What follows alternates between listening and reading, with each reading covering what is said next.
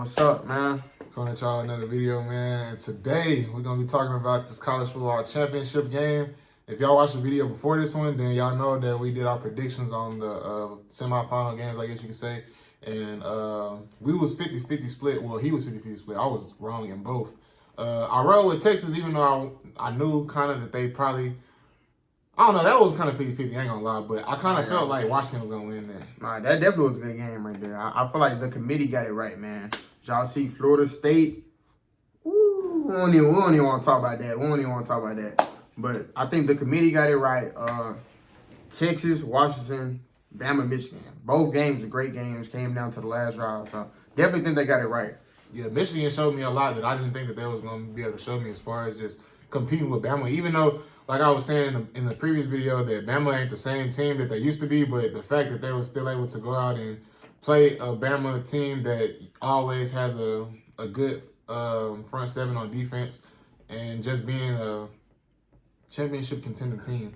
Anytime they in the playoffs or they in the position to make the championship, they always usually be able to make it. So the fact that they was able to make the plays when they needed to and win was really impressive to me. So yeah, Michigan came out and they was able to run the ball. At first, running the ball kind of was like a little like I knew like everybody knew they was gonna come out and run the ball, and they came out the first drive and threw on. They threw on every down on the first drive, so I feel like they was trying to throw curveballs in there. And but everybody knew first play. Right, he threw a pick first play. I was like, hey, that's not what y'all want to do. We know everybody know y'all want to come out and run the ball. Wish they actually got the run game going whenever they needed it, especially like late in the game. Blake Corum started toting that thing. So, and then they defense. I really think they defense really won them that game. They contained Jalen Milroe. He really ain't had no crazy yards passing really, and then they kind of contained them running too, and they was blitzing them, sacking them. So I feel like they defense really stepped up for real. I definitely didn't think that defense was gonna play like that versus Bama. The boys came out and showed me something. So Michigan, hey, y'all earned it, man. Yeah, the pass rush was kind of crazy. I ain't gonna lie, the pass rush impressed me the most because it's just like you would expect them to be holding up on both sides and in the interior, but they had put a lot of pressure on Miro the whole night. So at first it looked kind of shaky, and then the O-line started playing better in the second half, and they still gave up a lot of sacks, and it was kind of bad on their part because before the game they was walking on Michigan's sideline like the whole. I did see that. You know what I'm saying? So it kind of looked bad on them.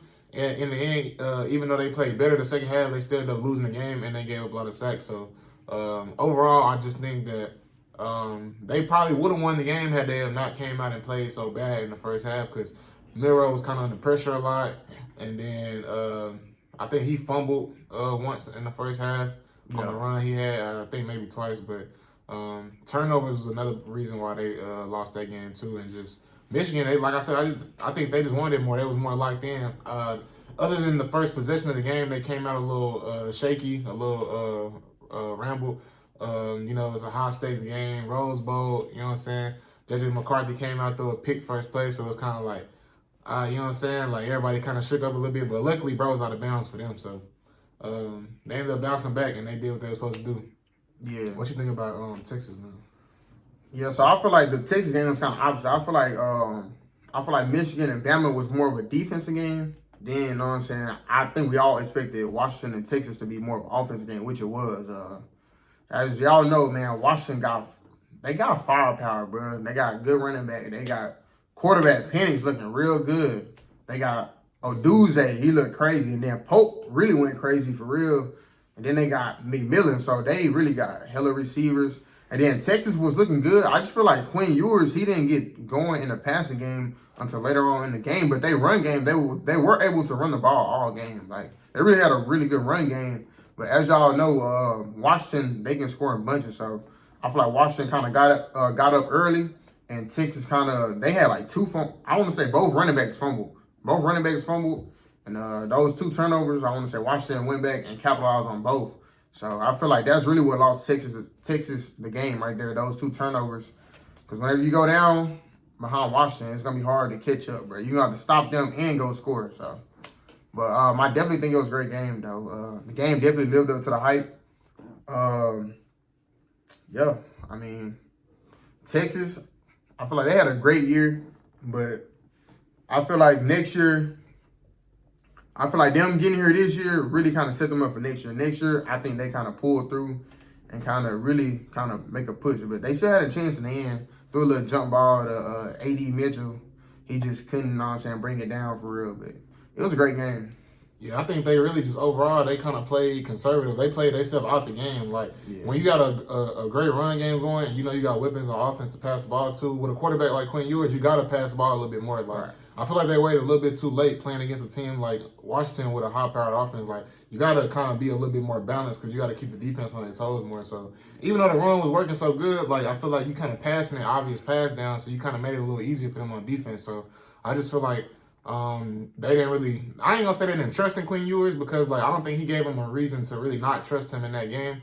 But you gotta know the type of quarterback you got. He was the #1 ranked quarterback of his class, 5-star recruit. Like, you gotta, you know what I'm saying, give him the chance on that stage to be able to make some plays and just trust him that he gonna make the right reads. Because we know he got the talent. He lost weight, a little faster, a little bit more mobile. So I feel like they have to put the ball in his hands a little bit more, than rather just putting it in the running back's hands and stuff like that. And yeah, I think that was the overall downfall of them for them to come up short. Even though it was still a good competitive and close game, Washington, as we know, like they just hard to stop. Even with their running back being like hurt most of the game. Yeah, he was banged up towards the end. Yeah, he was hurt, and they were still able to just get it done with just the passing game and being able to go out there and just be who they are. So yeah, because honestly, they really just kind of stopped running the ball towards the end. Whenever he hurt his ankle at the end, they really just stopped even running the ball. Like it was situations where I thought Washington would just start kind of running the ball, trying to like milk the clock a little bit. They honestly just kept throwing the ball because they can. They quarterback. Washington only gave up 5 sacks the whole year, bro. Like that's crazy. So they quarterback got time. So if you got time to throw the ball and you got all those weapons they got. Shit, why not throw the ball and just put it in your best player's hands? So. And he can still run. He used to run a lot before he got to Washington, but the injuries obviously kind of took away from that. But he showed that he still run, and a lot of teams don't account for that. So that's gonna be interesting to watch. Excuse me. That's gonna be interesting to watch going against Michigan in the championship game because, as you've seen, Michigan they was able to contain Milroe and get pressure on him. So we're gonna see if it's gonna be the same versus Washington. I wonder if he's going to run a lot more, if he's going to have to run a lot more. But honestly, I think it's going to be a game that's going to come down to the end again because I think Michigan, they should be able to run the ball because Texas was able to do it. Texas was able to run the ball. And that's Michigan's, like that's their identity, it's really. Bread and butter. They don't really throw the ball like that. They're not known for throwing the ball like that. So I think it's going to be a big game running the ball for Michigan. And Washington just going to have to come out and beat them. And they sound real confident, too. Like, they've been saying how, you know what I'm saying, they've been getting slept on. They underdogs all year, blah, blah, blah. They undefeated. They trying to finish the job. So, they boy didn't win the Heisman, they QB. So, I feel like it's going to be one of them games where they're going to come out with a lot of motivation. Yep. And I think Washington takes the championship. Okay. I can see that. My 2 keys to the game, I feel like it's going to come down to if Michigan can run the ball, which I think they can run the ball because Texas had a lot of success running the ball. And they had 2 young bulls running the ball. And then you got Blake Corum running the ball who's been around for a little minute. So I definitely think Michigan going to come out and run the ball most of the game. And then the other key to the game is Washington on offense. I think they're going to have to come out and it's going to be we seen Michigan bring pressure versus Alabama. So same thing. Can you bring pressure with Washington knowing that they only gave up 5 sacks the whole year while at the same time defending all 3 of their receivers? You know what I'm saying? If you're going to bring extra pressure, you're leaving your DBs kind of vulnerable for real. So I feel like those are going to be the 2 keys to the game that kind of like tilted for me. But I'm going to definitely go Washington as well. I think them boys is playing with a chip on their shoulder. Like you said, bro didn't win Heisman. Their receiver felt like he should have won the yeah, exactly. Because I was probably gonna fuck that up. But yeah, he feel like he should have won that. So them boys feel like, you know what I'm saying, boys ain't really respecting them for real. So give me Washington to pull this one off. I do think this is gonna be a good game though. I think this come down to like last drive of the game type shit. But give me Washington, bro. They offense is nice, bro. And like they defense, like they not just stout, but they good. You know what I'm saying? So I feel like they defense just need a couple drives to kind of get Michigan off the field, and they offense just keep putting up points. And I think that's probably how they win this game. I got the score being probably like 35 31. Washington. Yeah, I think it's gonna be in the high 20s, low 30s. So I'd say probably like 28-32, 28-35, something like that. I feel like Washington defense, they held up good against the receivers for Texas. So being that, not saying Michigan don't really have receivers, but they don't really. That's not really the focal point of their offense. So I feel like they defense, they corners and safeties, they're gonna have a little bit more confidence as far as locking up the receivers because.